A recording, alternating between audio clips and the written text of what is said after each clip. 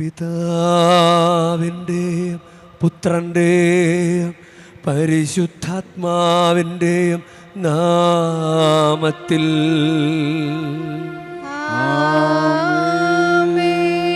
നമ്മുടെ കർത്താവായ യേശുക്രിസ്തുവിൻ്റെ കൃപയും പിതാവായ ദൈവത്തിൻ്റെ സ്നേഹവും പരിശുദ്ധാത്മാവിൻ്റെ സംസർഗവും നിങ്ങളോടു കൂടെ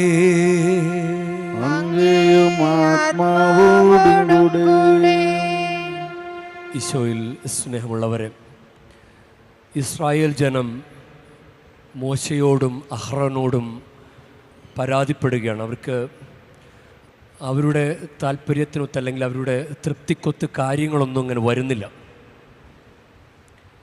ഇങ്ങനെ ഒരു പരാതിയും ആവലാതികളും നമ്മുടെ ജീവിതത്തിലുണ്ടാവും.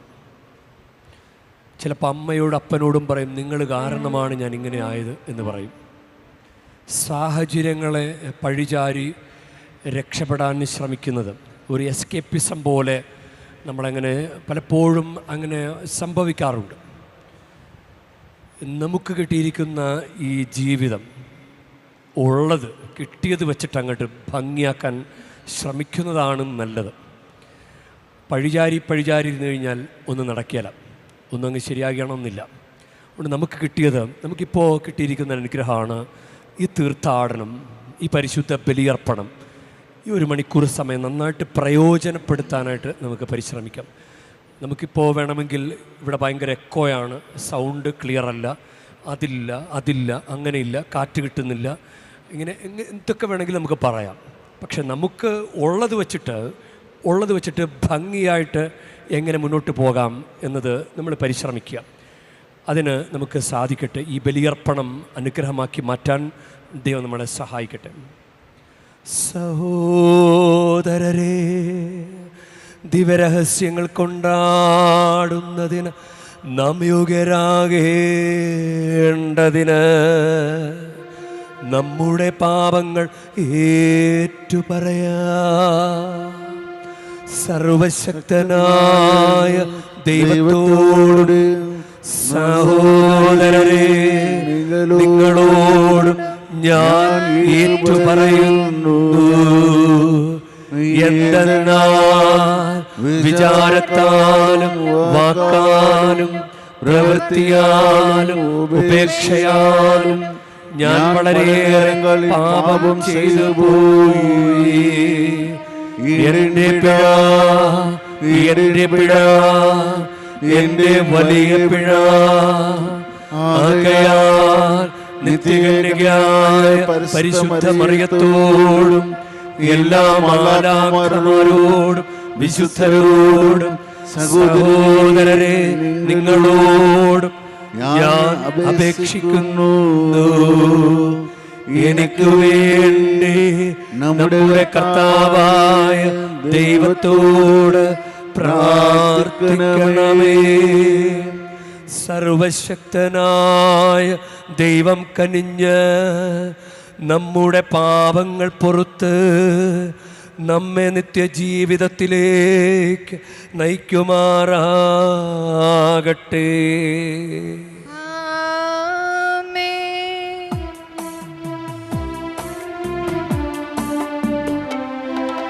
കർത്താവേ കനിയേണമേ, കർത്താവേ കനിയേണമേ, ക്രിസ്തുവേ കനിയേണമേ, ക്രിസ്തുവേ കനിയേണമേ, കർത്താവേ കനിയേണമേ, കർത്താവേ കനിയേണമേ. നമുക്ക് പ്രാർത്ഥിക്കാം. കർത്താവേ, അങ്ങേ ദാസരോട് കരുണയായിരിക്കുകയും അങ്ങേ കൃപയുടെ ദാനങ്ങൾ കാരുണ്യപൂർവ്വം ഞങ്ങളുടെ മേൽ വർത്തമാനമാക്കുകയും ചെയ്യണമേ. അങ്ങനെ പ്രത്യാശ, വിശ്വാസം, സ്നേഹം എന്നിവയാൽ തീക്ഷ്ണതയുള്ളവരായി അങ്ങ് കൽപ്പനകളിൽ ഞങ്ങൾ സദാ ജാഗരൂകരായി ഇവ കാത്തുപാലിക്കുമാറാകട്ടെ. അങ്ങയോടു കൂടെ പരിശുദ്ധാത്മാവുമായുള്ള ഐക്യത്തിൽ എന്നെന്നും ദൈവമായി ജീവിച്ചു വാഴുന്ന ഞങ്ങളുടെ കർത്താവും അങ്ങയുടെ പുത്രനുമായ യേശുക്രിസ്തു വഴി ഞങ്ങൾ സമർപ്പിക്കുന്ന പ്രാർത്ഥന കേട്ടരുളേണമേ.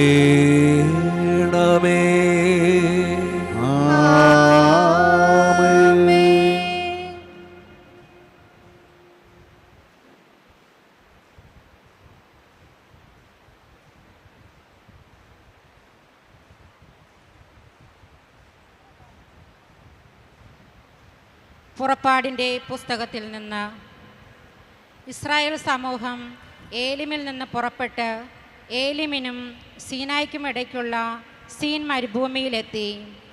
ഈജിപ്തിൽ നിന്ന് പുറപ്പെട്ടതിൻ്റെ 2-ാം മാസം 15-ാം ദിവസമായിരുന്നു അത്.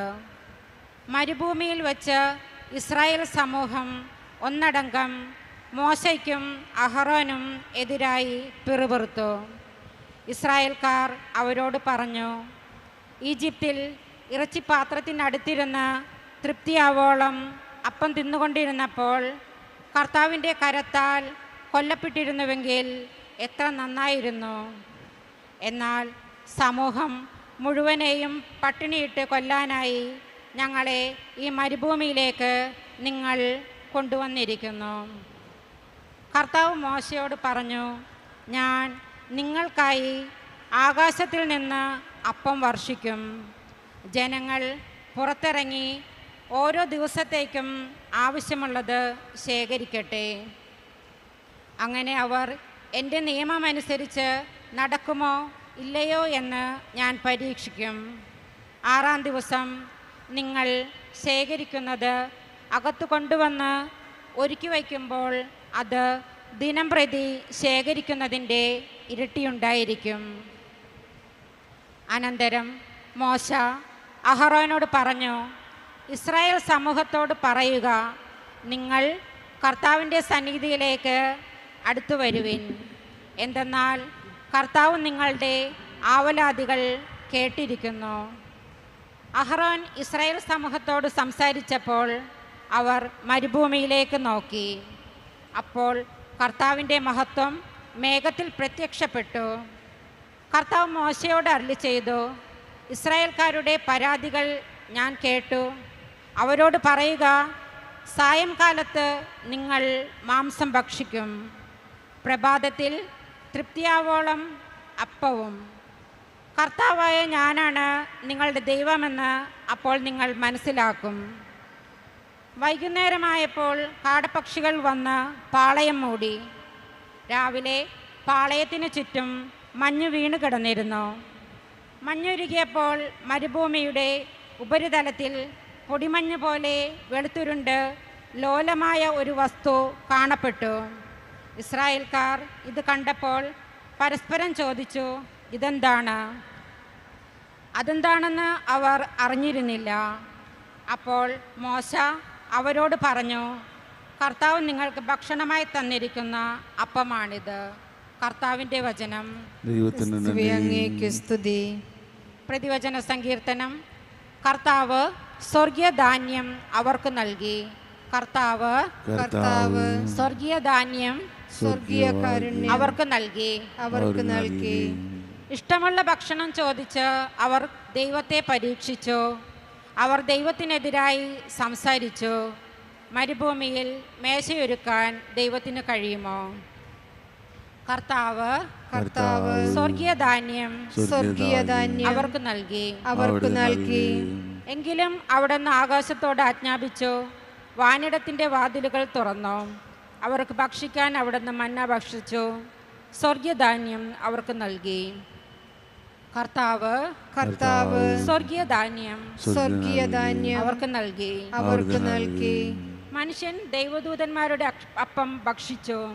അവിടുന്ന് ഭക്ഷണം സമൃദ്ധമായി അയച്ചു. അവിടുന്ന് ആകാശത്തിൽ കിഴക്കൻ കാറ്റടിപ്പിച്ചു. അവിടുത്തെ ശക്തിയാൽ അവിടുന്ന് തെക്കൻ കാറ്റിനെ തുറന്നു വിട്ടു. കർത്താവ് സ്വർഗീയ ധാന്യം അവർക്ക് നൽകി. അവിടുന്ന് അവരുടെ മേൽ പൊടി പോലെ മാംസത്തെയും കടൽ തീരത്തെ മണൽത്തരി പോലെ പക്ഷികളെയും വർഷിച്ചു.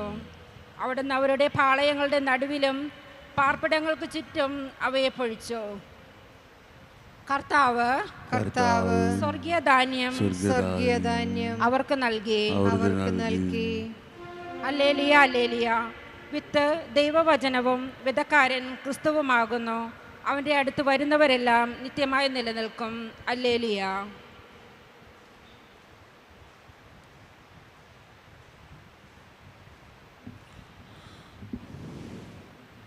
കർത്താവ് നിങ്ങളോടുകൂടെ ആത്മാവോടും കൂടെ. വിശുദ്ധ വിശുവിശേഷ വായന. കർത്താവേ, അങ്ങേക്ക് മഹത്വം.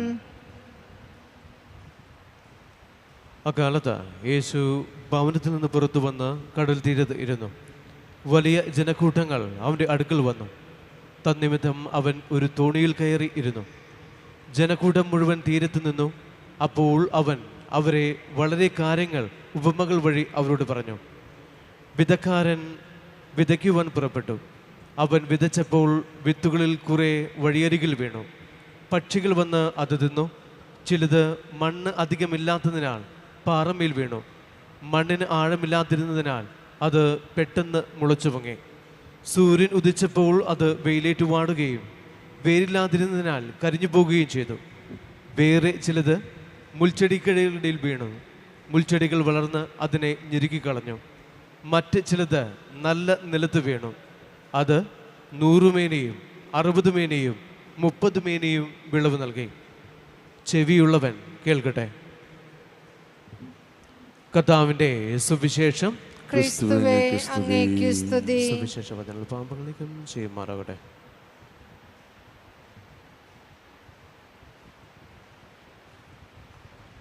ഈശോയിൽ സ്നേഹമുള്ളവരെ, നമ്മൾ സാഹചര്യങ്ങളെ പഴിചാരി പലപ്പോഴും അങ്ങനെ നമ്മളിങ്ങനെ പറഞ്ഞുകൊണ്ടിരിക്കും. ഏത് വിഷയം എടുത്താലും അത് ശരിയായില്ല, ഇത് ശരിയായില്ല, അങ്ങനെ ആയതുകൊണ്ടാണ്, ഇങ്ങനെ ആയിരുന്നെങ്കിൽ ഞാൻ രക്ഷപ്പെട്ടേനെ, പണ്ടേ രക്ഷപ്പെട്ടേനെ, ഇങ്ങനെയൊന്നും ആയിരുന്നില്ല, എൻ്റെ വീടിൻ്റെ സാഹചര്യം അങ്ങനെ ആയിപ്പോയി എന്നൊക്കെ പറഞ്ഞ് എപ്പോഴും നമ്മൾ പഴിചാരും. അത് ഇപ്പോൾ വഴിയരികിൽ വീണ വിത്ത്, പാറപ്പുറത്ത് വീണ വിത്ത്, മുൾച്ചെടികൾക്കിടയിൽ വീണ വിത്ത്, നമ്മൾ പറയും ആ നല്ല നിലത്ത് വീഴാഞ്ഞത് കൊണ്ടാണ്, ഞാൻ വീണത് വഴിയരികിലാണ്, ഞാൻ വഴിയരികിൽ വീണത് കൊണ്ടാണ് ഞാൻ രക്ഷപ്പെടാഞ്ഞത്. അതുപോലത്തെ സാഹചര്യങ്ങൾ പാറപ്പുറത്ത് വീണത് കൊണ്ടാണ്, മുൾച്ചെടികൾക്കിടയിൽ വീണത് കൊണ്ടാണ്. ഇങ്ങനെ പറയും, എന്നെ നല്ല നിലത്ത് വെച്ചിരുന്നെങ്കിൽ ഞാൻ അടിപൊളിയായിട്ട് വളർന്നേനെ, നല്ല റിസൾട്ട് ഉണ്ടായേനെ, ഞാൻ റാങ്ക് മേടിച്ചേനെ, നല്ല സാഹചര്യം ഉണ്ടായിരുന്നെങ്കിൽ, എനിക്ക് പഠിക്കാനൊരു ടേബിളും പഠിക്കാനൊരു മുറിയും ഉണ്ടായിരുന്നെങ്കിൽ ഞാൻ നന്നായിട്ട് പഠിച്ചേനെ. ഇങ്ങനെ ഓരോ കാര്യങ്ങളും നമ്മളിങ്ങനെ പറയും. ഇപ്പോൾ ഈജിപ്തുകാർ ഇസ്രായേലിനെ പീഡിപ്പിച്ചത് വളരെ കഠിനമായിട്ടാണ്. അവർ ഇഷ്ടിക ഉണ്ടാക്കാനായിട്ട് വൈക്കോല് വേണം. അപ്പോൾ വൈക്കോല് എത്തിച്ചു കൊടുക്കുമായിരുന്നു. അപ്പോൾ അവരോട് ഇഷ്ടിക ഉണ്ടാക്കാൻ വൈക്കോലും കണ്ടെത്തണമെന്ന് പറഞ്ഞു. അപ്പോൾ വൈക്കോല് അവർ പോയി കണ്ടെത്തണം, പിന്നെ ഇഷ്ടിക ഉണ്ടാക്കണം. അപ്പോൾ ഇതുകൊണ്ട് ഇഷ്ടികയുടെ എണ്ണത്തിൽ കുറവ് വന്നു. ഇഷ്ടികയുടെ എണ്ണത്തിൽ കുറവ് വന്നപ്പോഴും അവർ ഈജിപ്തിൻ്റെ മേലധ്യക്ഷന്മാർ, ഈ മേൽനോട്ടക്കാർ, അവർ കർശനമായ നിയന്ത്രണം ഏർപ്പെടുത്തി.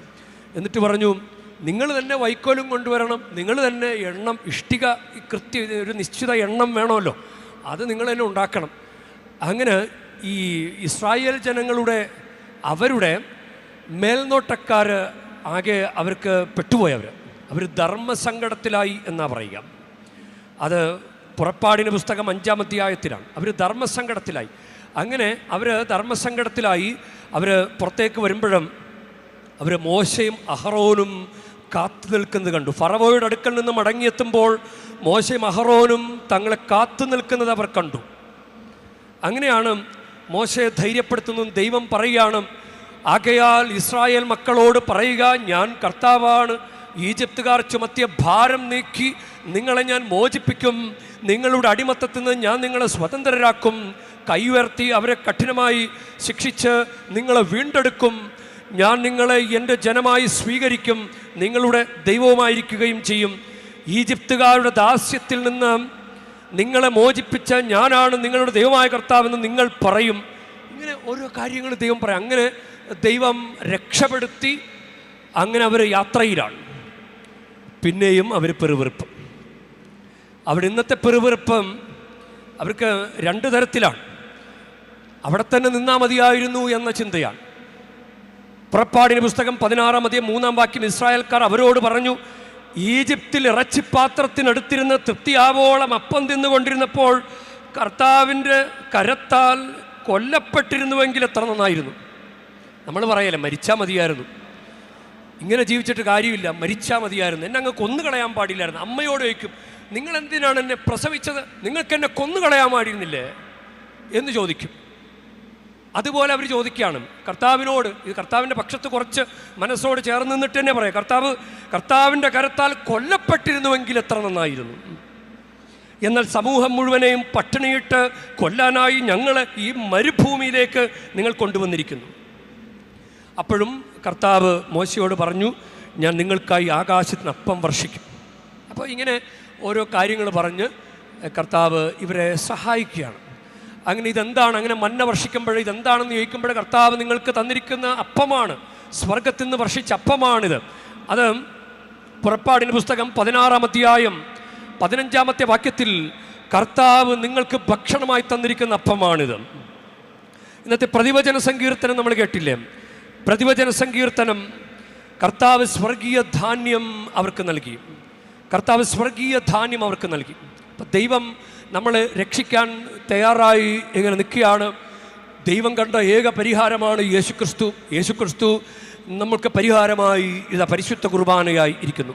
ഇന്നത്തെ സുവിശേഷത്തിൻ്റെ വെളിച്ചത്തിൽ നമ്മൾ ഒന്ന് ധ്യാനിച്ചു കഴിഞ്ഞാൽ ഈ വഴി പാറ മുള്ള് അത് ഈശോ തന്നെ അതിന് വ്യാഖ്യാനം കൊടുക്കുന്നുണ്ട്. പക്ഷെ നമ്മൾ മറ്റൊരു രീതിയിലൊന്ന് വ്യാഖ്യാനിച്ചു കഴിഞ്ഞാൽ, ഒന്ന് ചിന്തിച്ചു കഴിഞ്ഞാൽ, ധ്യാനിച്ചു കഴിഞ്ഞാൽ കുറേ കൂടി നമ്മുടെ ലൈഫ് എളുപ്പമാകുമെന്ന് തോന്നുകയാണ്. ഒരു കുട്ടി പഠിക്കുന്നില്ല, ആ കുട്ടി പരീക്ഷയ്ക്ക് മാർക്കൊന്നും വാങ്ങിക്കുന്നില്ല, പക്ഷെ പഠിക്കേണ്ട കടമ കുട്ടിയുടേത് തന്നെയാണ്. നമുക്ക് പോയിട്ട് പഠിക്കാൻ പറ്റുമോ? നമുക്ക് പോയി ക്ലാസ്സിൽ പോയിരുന്ന കുട്ടിക്ക് പകരം ക്ലാസ് അറ്റൻഡ് ചെയ്യാൻ പറ്റുമോ? അത് കുട്ടി തന്നെ പഠിക്കണം. ഒരു കുട്ടി തന്നെ ഉത്തരവാദിത്തം ഏറ്റെടുക്കുന്നത് പോലെ നമ്മൾ നമ്മുടെ ഉത്തരവാദിത്തങ്ങൾ ഏറ്റെടുത്ത് മുന്നോട്ട് പോകണം. എത്രയോ മനുഷ്യർ, കഴിവില്ലാത്തവർ, അംഗവൈകല്യമുള്ളവരൊക്കെ ജീവിതത്തിൻ്റെ പല മേഖലകളിലും അവർ രക്ഷപ്പെട്ട് കയറിയിട്ടുണ്ട്. അങ്ങനെയെങ്കിൽ നല്ലൊരു കോലമെങ്കിലും ദൈവം നമുക്ക് തന്നില്ലേ? നല്ല മുഖമെങ്കിലും നല്ല രൂപമെങ്കിലും ദൈവം നമുക്ക് തന്നില്ലേ? അപ്പോൾ പിന്നെ നമുക്ക് രക്ഷപ്പെടാൻ എത്രയോ സാധ്യതകളുണ്ട്. അപ്പോൾ വഴിയരികിൽ വീണ വിത്ത് ഞാൻ വഴിയിലാണ് ജനിച്ചത്, എന്നെ പെരുവഴിയിലാണ് പെറ്റിട്ടത് എന്ന് പറയുന്നതിനേക്കാൾ നല്ലത് എൻ്റെ ജീവിതം ഒരു വഴി പോലെയായിപ്പോയി, ഞാൻ എൻ്റെ ജീവിതം ഒരു പെരുവഴി പോലെ ആക്കിയെടുത്തു. ഒരു കോൺസെൻട്രേഷനും ഇല്ല എൻ്റെ ലൈഫിന്. ഞാനിങ്ങനെ പല ചിന്തകളിലൂടെ കടന്നുപോയി. പഠിക്കാൻ അയച്ചിട്ട് പല ചിന്ത, പഠിക്കാൻ അയച്ചിട്ട് ഡിസ്ട്രാക്ഷൻ, പഠിക്കേണ്ട കൊച്ച് പ്രണയം, പല ചീത്ത കൂട്ടുകെട്ടുകൾ, പല വഴി പോയി. ഒരു വഴിയിലൂടെ പോകേണ്ട ഞാൻ പല വഴിയിലൂടെ പോയി. വഴി യഥാർത്ഥത്തിൽ ഒരു ബഹളത്തിൻ്റെ, കോൺസെൻട്രേഷൻ ഇല്ലാത്തതിൻ്റെ ഒരു മേഖലയാണ്. അപ്പം ഞാൻ കുറച്ചുകൂടി എന്നെ ഏൽപ്പിച്ചിരുന്ന ഉത്തരവാദിത്തങ്ങൾ നന്നായിട്ട് ചെയ്തിരുന്നെങ്കിൽ പല വഴി പോകാതെ നേരെ പോകേണ്ടതിന് പകരം അങ്ങോട്ടും ഇങ്ങോട്ടും നോക്കി നടക്കാതെ നേരെ പോയിരുന്നെങ്കിൽ ഞാൻ രക്ഷപ്പെടുമായിരുന്നു. ഇന്നത്തെ കുട്ടികൾ 22 വയസ്സാകുമ്പോൾ ജോലി വാങ്ങിക്കുന്നുണ്ട്. കാരണം 17 വയസ്സാകുമ്പോൾ +2 കഴിയും, പിന്നെ 18, 19, 20 ഡിഗ്രി, അത് കഴിഞ്ഞിട്ട് 20, 21 ഒരു പോസ്റ്റ് ഗ്രാജുവേഷനും കൂടി എടുക്കും. അവർ പിന്നെ ജോലിക്ക് കയറുക. പക്ഷെ പണ്ട് അങ്ങനെ ആയിരുന്നില്ല. പണ്ട് പഠിക്കാനയച്ചാൽ പഠിക്കല, എനിക്ക് കഴിവില്ല അമ്മ, ഞാൻ വല്ല മരപ്പണിക്കും പോയിക്കോളാം. അങ്ങനെ മരപ്പണിയും കൽപ്പണിയും പ്ലംബിങ്ങും ഒക്കെ ചെയ്ത് നടക്കുന്നവർ ഇപ്പോൾ ആ ഒരു ജോലിയുടെ പേരിൽ അവർക്ക് കാശുണ്ട്. ഒരു 1000 രൂപയെങ്കിലും കിട്ടും, 1200 രൂപയെങ്കിലും കൊച്ചിയിലൊക്കെ കിട്ടും ഒരു കൽപ്പണിക്കാരന്. പക്ഷെ കല്യാണം കിട്ടുന്നില്ല. പെണ്ണുങ്ങൾക്ക് വേണ്ടെന്നേ, കൽപ്പണിക്കാരെയും മരപ്പണിക്കാരെയും പ്ലംബറിനെയും വേണ്ട. അപ്പം നമ്മൾ പണ്ട് അമ്മ പറഞ്ഞപ്പോൾ, എടാ പോയി പഠിക്കടാ, ഞങ്ങൾ പഠിച്ചില്ലടാ, നീ ഒന്ന് പോയി പഠിക്കടാ, എന്ന് പറഞ്ഞത് കേട്ടിരുന്നെങ്കിൽ, അങ്ങനെ ജോലി നോക്കി 10-30 വയസ്സായിട്ടും ജോലി ഒന്നും സെറ്റായിട്ടില്ല. ഇപ്പം 30 വയസ്സ് കഴിഞ്ഞാൽ കല്യാണം കിട്ടിയാൽ, അപ്പം ഇന്ന് കല്യാണം കിട്ടാത്തതിൻ്റെ കാരണം എന്താ? ഒരു ജീവിതത്തിൻ്റെ ഒരു വഴിയിലെത്താത്തതിൻ്റെ കാരണം എന്താ? ഒരു വഴിയിലൂടെ പോയപ്പോൾ പല വഴി കാര്യങ്ങൾ കടത്തിവിട്ടതാണ്. ബഹളത്തിൽപ്പെട്ട കോൺസെൻട്രേഷൻ ഇല്ലാതെ ഡിസ്ട്രാക്ഷനിലേക്ക് പെട്ടുപോയി. ഇപ്പോഴത്തെ കുട്ടികളുടെ കയ്യിൽ, പണ്ടത്തെ ആളുകളുടെ കയ്യിൽ ഫോണൊന്നുമില്ല, ഇപ്പോഴത്തെ കുട്ടികളുടെ കയ്യിൽ ഫോണുണ്ട്. അപ്പോൾ കുട്ടികൾ രാത്രി ഫോൺ നോക്കിയിരിക്കും, ഉറങ്ങാൻ ഒരു മുറി, ഫോണ്, എല്ലാ സൗകര്യമുണ്ട്. അപ്പോൾ രാത്രി ഉറക്കമില്ല മക്കൾക്ക്, ഈ ഫോൺ നോക്കിയിരിപ്പല്ലേ. അപ്പോൾ ഒരു 5 മണിക്കൂറൊക്കെ മിനിമം ഉറങ്ങുള്ളൂ. 5 മണിക്കൂർ ഉറങ്ങിയാൽ എങ്ങനെ ബുദ്ധി വർദ്ധിക്കും? എങ്ങനെ മെമ്മറി കപ്പാസിറ്റി ഉണ്ടാകും? പ്രസൻസ് ഓഫ് മൈൻഡ് എങ്ങനെ ഉണ്ടാകും? പ്രസൻസ് ഓഫ് മൈൻഡ് വഴിയരിക ഡിസ്ട്രാക്ഷനാണ്. പ്രസൻസ് ഓഫ് മൈൻഡ് ഇല്ലായ്മയാണ്. പരീക്ഷയ്ക്ക് പഠിക്കുന്ന സമയത്തും പരീക്ഷ എഴുതുന്ന സമയത്തും പ്രസൻസ് ഓഫ് മൈൻഡ് ഇല്ലെങ്കിൽ എങ്ങനെ ജയിക്കും? അപ്പം ഡിസ്ട്രാക്ഷൻ. ഇതിന് കാരണം നമ്മൾ തന്നെയല്ലേ? നമ്മുടെ വഴിയരികിൽ വീണ പോലത്തെ അവസ്ഥ നമ്മളാക്കിയെടുത്തു. അങ്ങനെ ഇനിയും അപ്പം പാറപ്പുറത്ത് വീണ വിത്ത് അത് വെയിലേറ്റ് വാടി ഇങ്ങനെ പുറമെ മാത്രം വിത്ത് വീണിട്ട് താഴേക്ക് മണ്ണില്ല. ഇപ്പോൾ ചില ആളുകളും ഇങ്ങനെ, ചില മക്കൾ മാതാപിതാക്കളെ നന്നായിട്ട് കബളിപ്പിക്കും. അവർ പഠിക്കുകയാണെന്ന് കാണിക്കും. അപ്പം അമ്മ നോക്കുമ്പോൾ മക്കൾ പഠിക്കുകയാണ്. എൻ്റെ കൊച്ച് നന്നായിട്ട് പഠിക്കുന്നുണ്ട്. എവിടെ? നമുക്കെല്ലാം അറിയാൻ പാടില്ല പഠിക്കുകയാണോ എന്ന്. എന്തെങ്കിലും പല വിചാരത്തിലോ അല്ലെങ്കിൽ ഫോൺ പുസ്തകത്തിൻ്റെ ഉള്ളിൽ വെച്ചിട്ടോ അങ്ങനെയൊക്കെ ആണെങ്കിൽ പുറമെ ഭംഗിയായി നടന്നു. ചില ആളുകളുണ്ട്, നാട്ടുകാർക്ക് പല ഉപകാരം, വീട്ടിലൊരു ഉപകാരമില്ല. വീട്ടിൽ പറഞ്ഞാൽ കേൾക്കില്ല, എന്നാൽ വീടിന് വേണ്ടി വീടിൻ്റെ ബാക്ക്ഗ്രൗണ്ട് അനുസരിച്ച് നമ്മുടെ കാര്യങ്ങളൊന്ന് ഡെവലപ്പ് ചെയ്തെടുക്കേണ്ടതിന് പകരം പലവിധ കാര്യങ്ങളിൽ ഇങ്ങനെ മറ്റുള്ളവരുടെ മുമ്പിൽ ഭംഗിയായിട്ട് കാണിച്ചു നടന്നു. പഠിക്കുന്നതായിട്ട് ഭാവിച്ചു, പഠിക്കുന്നെന്ന് കുറച്ച് പഠിച്ചു, ഞാൻ കുറേ പഠിച്ചു എന്ന് പറയുന്നതായിട്ട് അങ്ങനെ നടന്നു. എവിടെ? ഒന്നും പഠിച്ചിട്ടില്ല. അപ്പം പെരിഫറലായിട്ടുള്ള കാര്യങ്ങൾ കുറച്ചുകൂടി പേഴ്സൺ ലെവലിലേക്ക്, ഉള്ളിലേക്ക് ഒന്ന് ഇറങ്ങി ഒന്ന് പേഴ്സൺ ഡെവലപ്പ് ചെയ്തിരുന്നെങ്കിൽ, ആരെയും നമ്മളെ ബോധ്യപ്പെടുത്തിയിരുന്നെങ്കിൽ. ശരിക്കും പഠനത്തിൻ്റെ 3 ഘട്ടങ്ങൾ: ആദ്യം നമ്മളെ ബോധ്യപ്പെടുത്തണം, പിന്നീട് അമ്മയോ ടീച്ചറോ സഹോദരങ്ങൾ ആരെങ്കിലും അമ്മ എന്നോടൊന്ന് ചോദിക്കോ, ഞാൻ പറഞ്ഞു തരാം, ഞാനൊന്ന് പറയണം, അമ്മക്ക് ശ്രദ്ധിക്കോ, ഞാൻ പഠിച്ചിട്ടുണ്ടോ എന്ന് അമ്മ ഒന്ന് ചെക്ക് ചെയ്യോ. അതും കഴിഞ്ഞ് 3-ാമത്തേതാണ് പരീക്ഷ. ഇതൊന്നുമില്ലാതെ നേരെ പോയി പരീക്ഷയിൽ എഴുതാമെന്ന് വെച്ച് കഴിഞ്ഞാൽ അങ്ങനെ നടക്കില്ല. നമ്മൾ പബ്ലിക്കിനെ ബോധ്യപ്പെടുത്തിയിട്ട് കാര്യമില്ല, നമ്മളെ ബോധ്യപ്പെടുത്തണം. പെരിഫറലായിട്ട് ആളുകളെ കാണിച്ചിട്ട് കാര്യമില്ല. നമ്മുടെ ഉള്ളിൽ നമുക്കൊരു ബോധ്യം ഉണ്ടാകണം, ഞാൻ എന്താണ് എന്ന് നമുക്കാദ്യം ഒരു ബോധ്യം ഉണ്ടാകണം. അപ്പോൾ നമുക്ക് ഡെവലപ്പ് ചെയ്യാൻ പറ്റും. ഇനി മുള്ളുകൾക്കിടയിൽ വീണ വിത്ത്. മുള്ള് പല വിധത്തിലാകാം. അപകർഷതാബോധമാകാം, കുറവുകളാകാം. ചിലപ്പോൾ നമ്മളിങ്ങനെ കുറ്റം പറഞ്ഞും പഴിചാരിയും ഇരിക്കുന്ന അവസ്ഥകളാകാം. ചിലപ്പോൾ ദുശീലങ്ങൾ. ഒരു കല്യാണം വന്നു, അപ്പം പെണ്ണിൻ്റെ അമ്മ ചെറുക്കൻ്റെ കാര്യമൊക്കെ ഒന്ന് അന്വേഷിക്കാൻ വേണ്ടി ചെറുക്കൻ്റെ വീടിൻ്റെ പരിസരത്തൊക്കെ വന്നപ്പോൾ ചെറുക്കൻ കൂട്ടുകാരോടൊത്ത് കള്ളും കുടിച്ചിരിക്കുന്നു. അമ്മായിയമ്മയാകേണ്ട സ്ത്രീ കണ്ടത് അവരപ്പം തന്നെ അങ്ങ് വിട്ടുപോയി. ഒരു കല്യാണം മുടങ്ങിപ്പോയി. ദുശീലം കാരണം പട്ടപ്പകൽ എവിടെയോ നിന്ന് കള്ളു കുടിക്കുന്നത് ആ സ്ത്രീ കണ്ടു. നോക്കിക്കേ, ചില ദുശീലങ്ങളാണ്. നമുക്കതൊന്നും മാറ്റാൻ പറ്റുകയില്ല, നമുക്കത് മാറ്റാനേ പറ്റുകയില്ല. നമുക്കിപ്പോൾ ഈ കക്ഷത്ത് കുറേ സാധനങ്ങൾ ഇരിപ്പുണ്ട്, ഇങ്ങനെ ഇരിക്കുകയാണ്. എന്നിട്ട് ഈ കൈ ഇങ്ങനെ ഉയർത്താൻ പറ്റുമോ? നമ്മുടെ കയ്യിൽ പിടിവിടാത്ത പല കാര്യങ്ങളുണ്ട്. അത് പിടിവിടാൻ നമുക്ക് പറ്റുകയില്ല. ആ ദുശീലങ്ങളൊന്നും മാറ്റാൻ പറ്റുകയില്ല, അപകർഷതാബോധം മാറ്റാൻ പറ്റുകയില്ല. ഇതൊക്കെ ഒന്ന് മാറ്റി നോക്കിയാൽ കൈ അങ്ങോട്ട് ശരിക്കും ഉയർത്തിപ്പിടിക്കാം, കർത്താവിൻ്റെ അനുഗ്രഹം നേരെ വരും. അപ്പോൾ ഇത് നമ്മളിങ്ങനെ സാഹചര്യങ്ങളെ പഴിചാരി, ഞാൻ വഴിയരികിൽ വീണതാണെന്ന് പറഞ്ഞിട്ട് കാര്യമുണ്ടോ? ഞാൻ പാറപ്പുറത്ത് വീണ് പോയത് കൊണ്ടാണെന്ന് പറഞ്ഞിട്ട് കാര്യമുണ്ടോ? എൻ്റെ ജീവിതത്തിൽ നിറയെ മുള്ളുകളാണ്, എൻ്റെ അപ്പം കുടിയനാണ്, എൻ്റെ അമ്മ എന്നെ ഒന്നും പറഞ്ഞു തന്നിട്ടില്ല എന്നൊക്കെ പറഞ്ഞിട്ട് കാര്യമുണ്ടോ? കയ്യിൽ കിട്ടിയ ലൈഫ് എങ്ങനെയെങ്കിലും ഒന്ന് നന്നാക്കിയെടുക്കാനല്ലേ ശ്രമിക്കേണ്ടത്. ഇനി നല്ല നിലത്ത് വീണ വിത്ത് എന്തുകൊണ്ടാണ് 30-60 കിട്ടി? 100 കിട്ടണ്ടേ? നല്ല നിലത്ത് വീണ വിത്ത് പോലും 30-60 എന്തേ 100 കിട്ടിയില്ല? നല്ല നിലത്ത് വീണ, നല്ല പഠിക്കാനുള്ള മുറി, നല്ല കുടുംബം, നല്ല സാഹചര്യം, നല്ല സ്കൂള്, ഇംഗ്ലീഷ് മീഡിയം എല്ലാം ഉണ്ട്. പക്ഷേ ഈ ഡിസ്ട്രാക്ഷനും ഇതെല്ലാം വന്നു കഴിഞ്ഞാൽ, അപകർഷതാബോധം വന്നു കഴിഞ്ഞാൽ, ആളുകളെ കാണിച്ചുകൊണ്ട് നടന്ന ചില പിള്ളേരുണ്ട്, ബൈക്കിങ്ങനെ ചീറിപ്പാഞ്ഞു പോവും. ബൈക്ക് ഞാൻ നന്നായിട്ട് ഓടിക്കുന്നവനാണെന്ന് എനിക്ക് കാണിച്ചു കൊടുക്കണം, എനിക്കിതേ ഒരു ബൈക്കുണ്ട് എന്ന് കാണിച്ചു കൊടുക്കണം. ഇങ്ങനെ കാണിച്ചു കൊടുത്തോണ്ടുള്ള ജീവിതം വഴി വഴിയിൽ നിൽക്കുന്ന ആളുകൾ പോലും പറയും, ഇവൻ ആരെ കൊല്ലാൻ പോവുകയാണ്, ഇവൻ ആരെ കൊല്ലാൻ പോവുകയാണ് എന്ന് പറയുന്ന ഒരു ബന്ധമില്ലാത്ത വഴിയിലരികെ നിൽക്കുന്നവരുടെ പ്രാക്ക് പോലും നമ്മുടെ ജീവിതത്തിലേക്ക് വന്ന് വീഴും. അപ്പോൾ നല്ല നിലത്ത് വീണാലും 100% വിളവുണ്ടാകണമെന്നില്ല. അത് നമ്മുടെ കോൺസെൻട്രേഷനും പേഴ്സണാലിറ്റി ഡെവലപ്മെൻറ്റും അതൊക്കെ കൊണ്ടാണ്, പ്രസൻസ് ഓഫ് മൈൻഡും നമ്മുടെ ദുശീലങ്ങളും നമ്മുടെ അതൊക്കെ മാറ്റി നല്ലൊരു ഇന്നർ ഹീലിങ്ങും കൂടി കിട്ടിയാലും മാത്രമേ നമ്മൾ വിജയിക്കുള്ളൂ. നമ്മൾ ഇന്നർ ഹീലിംഗ് ഇല്ലാതെ നമ്മുടെ ഉള്ളിലുള്ള ചില കാര്യങ്ങൾ, ഇപ്പോൾ ഇസ്രായേൽ ജനം പഴിചാരിയതുപോലെ അവരിങ്ങനെ പറഞ്ഞുകൊണ്ടിരിക്കും, എല്ലാത്തിനും ഇങ്ങനെ പറഞ്ഞുകൊണ്ടിരിക്കും. ഒന്നോർത്ത് നോക്കിക്കോ, നമ്മുടെ ജീവിതമായിട്ട് റിലേറ്റ് ചെയ്യാൻ പറ്റുന്ന കാര്യങ്ങളായത് നമ്മളിങ്ങനെ പഴിചാരിക്കൊണ്ടിരിക്കും. എന്നാൽ ഉള്ളത് വെച്ചിട്ട് നമ്മുടെ ജീവിതത്തെ ഒന്ന് മെച്ചപ്പെടുത്തിയെടുക്കാൻ ശ്രമിച്ചാൽ ദൈവം അത് അനുഗ്രഹിക്കും. അതാണ് ഈശോ പറഞ്ഞിട്ടുള്ളത്, ഞാൻ ജീവൻ നൽകാനും അത് സമൃദ്ധിയായി ഉണ്ടാകാനുമാണ് വന്നിരിക്കുന്നത്. ഈശോ അത് നൽകിക്കൊണ്ട് പറയുന്നത്, ഞാൻ ജീവൻ്റെ അപ്പമാണ്. ഈശോ നമ്മുടെ ജീവിതത്തെ പരിഹരിക്കാൻ കഴിവുള്ളവൻ ഒരപ്പത്തിൻ്റെ രൂപത്തിൽ നമ്മുടെ ഉള്ളിലേക്ക് വന്നിട്ട് നമ്മുടെ ശരീരത്തിലാകമാനം അങ്ങ് നിറഞ്ഞാൽ നമുക്ക് ഈ കുഴപ്പങ്ങളൊക്കെ മാറ്റിയെടുക്കാൻ പറ്റില്ലേ? കോൺസെൻട്രേഷൻ ഉണ്ടാക്കിയെടുക്കാൻ പറ്റില്ലേ? നമ്മുടെ പേഴ്സൺ ഡെവലപ്പ് ചെയ്തെടുക്കാൻ പറ്റില്ലേ? നമ്മുടെ അപകർഷതാബോധം മാറില്ലേ?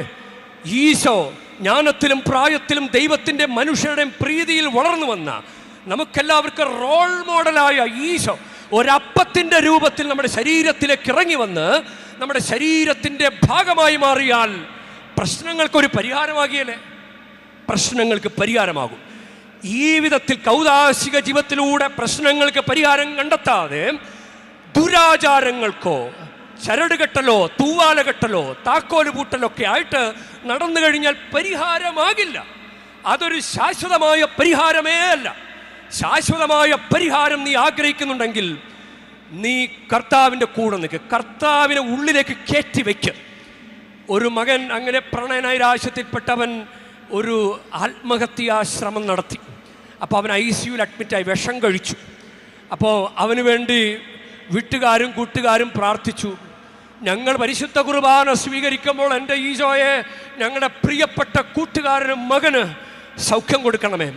റഫായേൽ മാലാഖയെ അവർ ആശുപത്രിയിലേക്ക് അയച്ചു. റഫായേൽ മാലാഖയെ ഗബ്രിയേൽ മാലാഖ മാതാവിൻ്റെ അടുക്കലേക്ക് ചെന്നതുപോലെ സൗഖ്യത്തിൻ്റെ മാലാഖയെ ആശുപത്രിയിൽ കിടക്കലേക്ക് ചെല്ലണമേ. അവൻ്റെ ചെവിയിൽ ഇങ്ങനെ പറയണമേ, ഞാൻ നിന്നെ സുഖപ്പെടുത്തുന്ന കർത്താവാണ്, ഞാൻ നിന്നെ സുഖപ്പെടുത്തുന്ന കർത്താവാണ്.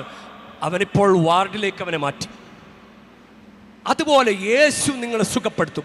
നിങ്ങൾക്ക് എന്തെങ്കിലും പ്രശ്നമുണ്ടെങ്കിൽ, നിങ്ങൾക്ക് എന്തെങ്കിലും പരാതി ഉണ്ടെങ്കിൽ, അതാണ് മന്ന കൊടുത്തിട്ട് പറയാണ്, ഇതാണ് പരിഹാരം.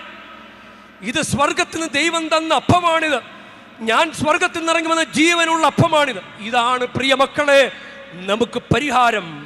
വഴിയരികിലൊന്നും പരിഹാരം തേടി പോകരുത്. നിന്റെ സഭയിൽ, ഈശോയുടെ ശരീരമെന്ന് പറയുന്ന സഭയിൽ നിനക്ക് പരിഹാരമുണ്ട്. നിന്റെ പ്രശ്നങ്ങൾക്ക് കുർബാനയിൽ നിനക്ക് പരിഹാരമുണ്ട്. നിന്റെ കൗതാശിക ജീവിതത്തിൽ നിനക്ക് പരിഹാരമുണ്ട്.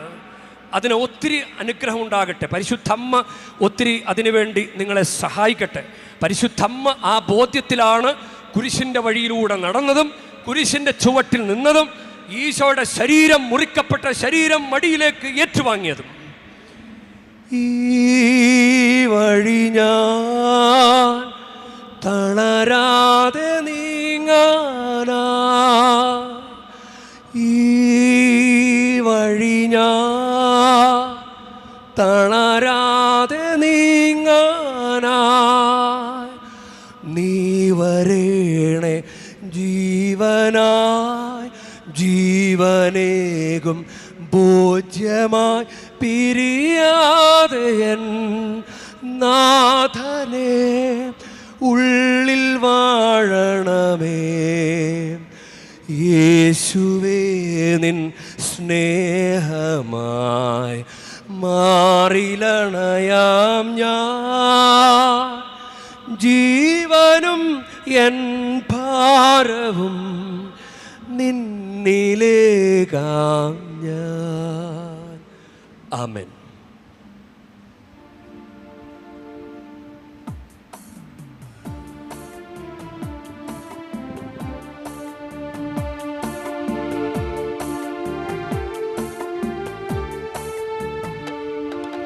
കണിവോടെ സ്വീകരിക്കണമേ, നിരയോടെ ദേവേല കാലത്ത് സന്തോഷ സംഗാപമാകിട.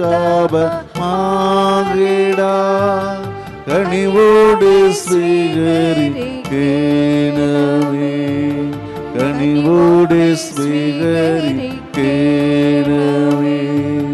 നിരയോടെ ദേവേല കാലത്ത് സന്തോഷ സംഗാപമാകിട.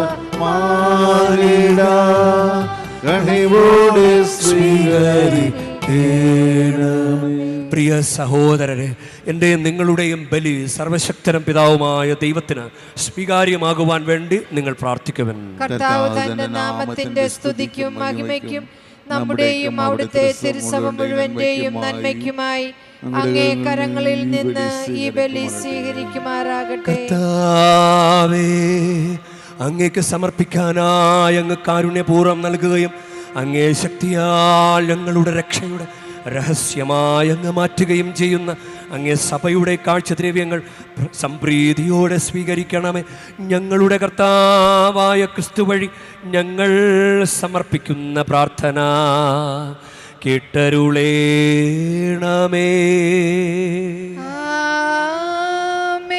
കർത്താവ് നിങ്ങളോടു കൂടെ, അങ്ങേ ആത്മാവോടും കൂടെ. ഹൃദയങ്ങൾ ഉയർത്തുവിൻ. കർത്താവിലേക്ക് ഞങ്ങൾ ഉയർത്തിയിരിക്കുന്നു. നമ്മുടെ കർത്താവായ ദൈവത്തിന് നന്ദി പ്രകാശിപ്പിക്കാം. അതുചിതവും ന്യായവുമത്രേ. ഏറ്റവും പരിശുദ്ധനായ പിതാവേ, അങ്ങേ പ്രിയപുത്രനായ യേശുക്രിസ്തുവിലൂടെ എങ്ങും എപ്പോഴും അങ്ങേക്ക് ഞങ്ങൾ കൃതജ്ഞത അർപ്പിക്കുന്നത് യഥാർത്ഥത്തിൽ ഉചിതവും ന്യായവും യോഗ്യവും രക്ഷാകരവുമാണല്ലോ. പരിശുദ്ധാത്മാവാൽ മനുഷ്യാവതാരം ചെയ്യുകയും കന്യകയിൽ നിന്ന് ജാതനാവുകയും ഞങ്ങൾക്ക് രക്ഷകനും ഉദ്ധാരകനുമായി അങ്ങയക്കുകയും ചെയ്ത് അങ്ങേ വചനം വഴി അങ്ങ് സമസ്തവും സൃഷ്ടിച്ചു. അങ്ങേ തിരുവുള്ളം നിറവേറ്റിക്കൊണ്ടും പരിശുദ്ധമായൊരു ജനത്തെ അങ്ങേക്ക് നേടിത്തന്നുകൊണ്ടും പീഡാസഹനവേളയിൽ കൈകൾ വിരിച്ച് അവിടുന്ന് മരണം ഉന്മൂലനം ചെയ്യുകയും ഉത്ഥാനം വെളിപ്പെടുത്തുകയും ചെയ്തു. ആകയാൽ എല്ലാ മാലാഖമാരോടും വിശുദ്ധരോടും ചേർന്ന് അങ്ങയുടെ മഹത്വത്തെ പ്രകീർത്തിച്ചുകൊണ്ട് ഞങ്ങളും താഴ്മയോടെ ആലപിക്കുന്നു. പരിശുദ്ധൻ പരിശുദ്ധൻ പരിശുദ്ധൻ, സൈന്യങ്ങൾ തൻ കർത്താവാ ദൈവം പരിശുദ്ധൻ, ദൈവം പരിശുദ്ധൻ. നിരുപമങ്ങൾ മഹിമകളാം നിറഞ്ഞു മതയും വീണ്ടലുമോ. ഹോസാന ഹോസാന അത്യുന്നതങ്ങളിൽ ഹോസാന. കർത്താവിൻ തിരുനാമത്തിൽ വരുവോനേറ്റം ധന്യനുമാ. ഹോസാന ഹോസാന അത്യുന്നതങ്ങളിൽ ഹോസാന. കർത്താവേ, സർവവിശുദ്ധിയുടെ ഉറവിടമായ അങ്ങ് സത്യമായും പരിശുദ്ധനാകുന്നു. ആകയാലങ്ങ് ആത്മാവാൽ മഞ്ഞുകണം പോലെ ഈ കാണിക്കകൾ പവിത്രമാക്കണമേ. അങ്ങനെ ഞങ്ങൾക്കായി ഇവ ഞങ്ങളുടെ കർത്താവായ യേശുക്രിസ്തുവിൻ്റെ ശരീരവും രക്തവുമായി തീരുമാറാകട്ടെ. അവിടുന്ന് ഒറ്റിക്കൊടുക്കപ്പെട്ട് സ്വമനസാലെ പീഡകൾ സഹിച്ചപ്പോൾ അപ്പമെടുത്ത് കൃതജ്ഞത പ്രകാശിപ്പിച്ച് മുറിച്ച് തൻ്റെ ശിഷ്യന്മാർക്ക് കൊടുത്ത് കൊണ്ട് അരുൾ ചെയ്തു. എല്ലാവരും ഇതിൽ നിന്ന് വാങ്ങി ഭക്ഷിക്കുവിൻ. എന്തെന്നാ ഇത് നിങ്ങൾക്കു വേണ്ടി അർപ്പിക്കാനിരിക്കുന്ന എൻ്റെ ശരീരമാകുന്നു.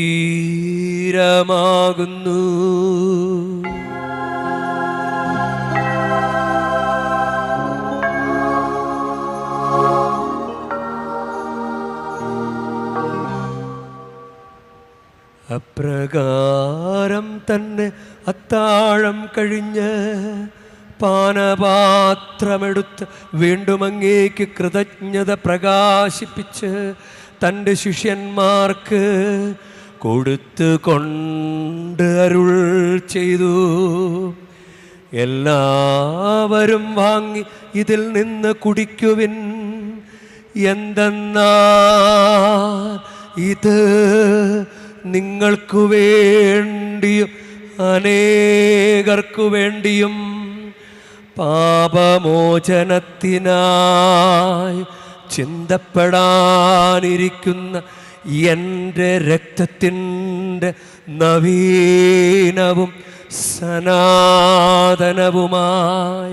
ഉടമ്പടിയുടെ പാനപാത്രമാകുന്നു.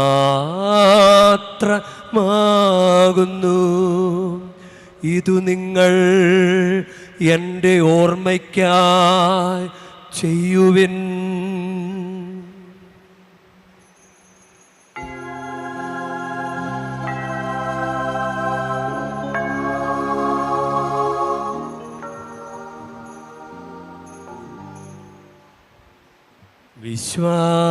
വിശ്വാസത്തിൻ്റെ രഹസ്യം.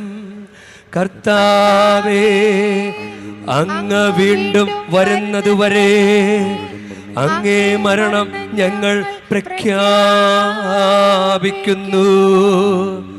അങ്ങേ ഉയർപ്പ് ഞങ്ങൾ ഏറ്റുപറയുന്നു. ആകയാൽ കർത്താവേ, അവിടുത്തെ മരണവും ഉയർപ്പും ഓർത്തുകൊണ്ട് അങ്ങേ തിരുമുൻപിൽ നിൽക്കുന്നതിനും അങ്ങേ പരിചരിക്കുന്നതിനും അർഹരാക്കി തീർത്തതിനും ഞങ്ങൾ നന്ദി പറഞ്ഞുകൊണ്ട് ജീവൻ്റെ അപ്പവും രക്ഷയുടെ പാനപാത്രവും ഞങ്ങളങ്ങേക്ക് അർപ്പിക്കുന്നു. ക്രിസ്തുവിൻ്റെ ശരീരത്തിലും രക്തത്തിലും പങ്കുചേരുന്ന ഞങ്ങളെ പരിശുദ്ധാത്മാവിൽ ഒന്നായി ചേർക്കണമെന്ന് താഴ്മയോടെ ഞങ്ങൾ അപേക്ഷിക്കുന്നു. കർത്താവേ, ലോകമെങ്ങും വ്യാപിച്ചു കിടക്കുന്ന അങ്ങേ കത്തോലിക്ക തിരുസഭയെ ഓർക്കണമേ. ഞങ്ങളുടെ പരിശുദ്ധ പിതാവ് ലയോ 14 പാപ്പയോടും ഞങ്ങളുടെ രൂപതാധ്യക്ഷനായ സഹായരാജ് മെത്രാനോടും വൈദിക ഗണത്തോടുമൊത്ത് സഭയെ അങ്ങ് സ്നേഹത്തിൻ്റെ പൂർണ്ണതയിൽ എത്തിക്കണമേ. ഉയർപ്പിൻ്റെ പ്രത്യാശയോടെ നിലകൊള്ളുന്ന ഞങ്ങളുടെ സഹോദരീ സഹോദരങ്ങളെയും അങ്ങേ കാരുണ്യത്തിൽ മരണമടഞ്ഞ സകലരെയും അങ്ങോർക്കുകയും അങ്ങേ മുഖത്തിൻ്റെ പ്രകാശത്തിലേക്ക് അവരെ സ്വീകരിക്കുകയും ചെയ്യണമേ. ഞങ്ങളിൽ എല്ലാവരിലും കനിയണമെന്ന് ഞങ്ങൾ പ്രാർത്ഥിക്കുന്നു. അങ്ങനെ ദൈവമാതാവായ പരിശുദ്ധകന്യകാമറിയത്തോടും ആ കന്യകയുടെ ഭർത്താവായ ഭാഗ്യപ്പെട്ട യൗസേപ്പ് പിതാവിനോടും അനുഗ്രഹീതരായ അപ്പോസ്തലന്മാരോടും കാലാകാലങ്ങളങ്ങേ പ്രസാദിപ്പിച്ച സകല വിശുദ്ധരോടുമൊത്ത് നിത്യജീവനിൽ പങ്കുചേരുവാൻ ഞങ്ങളെ അർഹരാക്കുകയും അങ്ങേ പുത്രനായ യേശു ക്രിസ്തു വഴി ഞങ്ങളങ്ങേ സ്തുതിക്കുകയും മഹത്വപ്പെടുത്തുകയും ചെയ്യുമാറാകട്ടെ.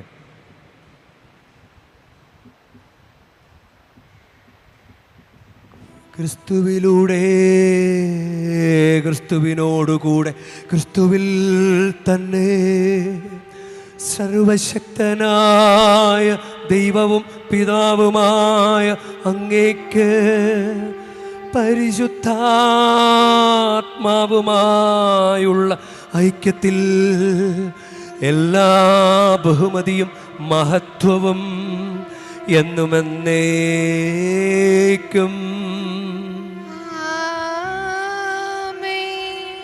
നമ്മുടെ കർത്താവ് കൽപ്പിച്ചതും പഠിപ്പിച്ചതും അനുസരിച്ച് നമുക്കൊന്ന് ചേർന്ന് സ്നേഹത്തോടെ പ്രാർത്ഥിക്കാം. സ്വർഗസ്ഥനായ ഞങ്ങളുടെ പിതാവേ, അങ്ങേ നാമം പൂജിതമാകണമേ, അങ്ങേ രാജ്യം വരണമേ, അങ്ങേ തിരുമനസ് സ്വർഗത്തിലെ പോലെ ഭൂമിയിലും ആകണമേ.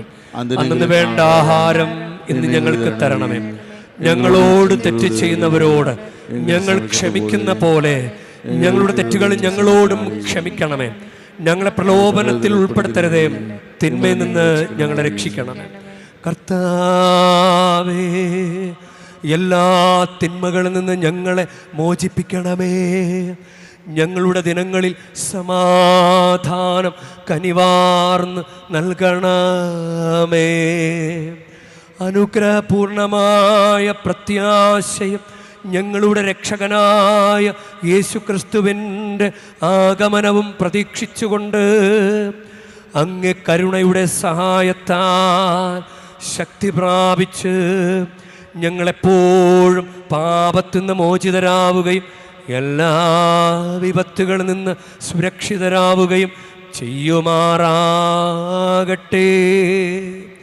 എന്തുകൊണ്ടെന്നാൽ രാജ്യവും ശക്തിയും മഹത്വവും എന്നേക്കും അങ്ങയുടേതാകുന്നു.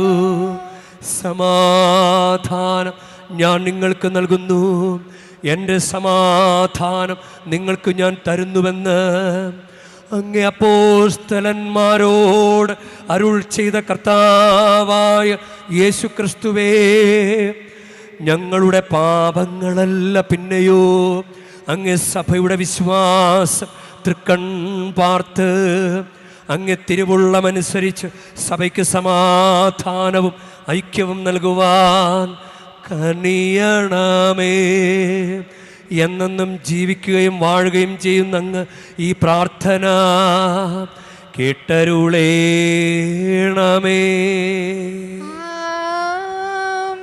കർത്താവിൻ്റെ സമാധാനം നിങ്ങളോട് കൂടെ എപ്പോഴും ഉണ്ടായിരിക്കട്ടെ.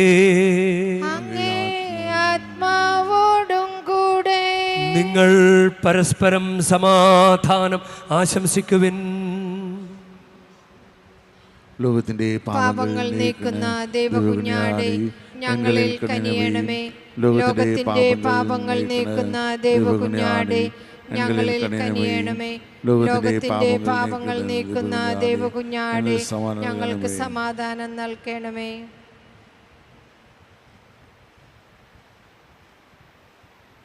ഇതാ ദൈവത്തിൻ്റെ കുഞ്ഞാട്, ഇതാ ലോകത്തിൻ്റെ പാപങ്ങൾ നീക്കുന്നവൻ. കുഞ്ഞാടിൻ്റെ വിരുന്നിന് ക്ഷണിക്കപ്പെട്ടിരിക്കുന്നവർ അനുഗ്രഹീതർ.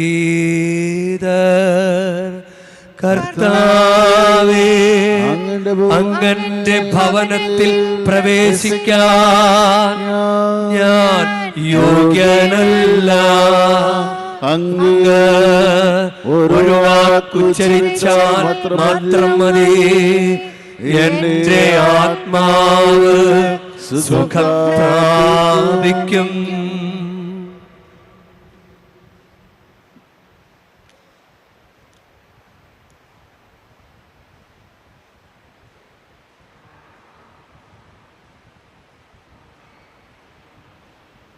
നമുക്ക് പ്രാർത്ഥിക്കാം.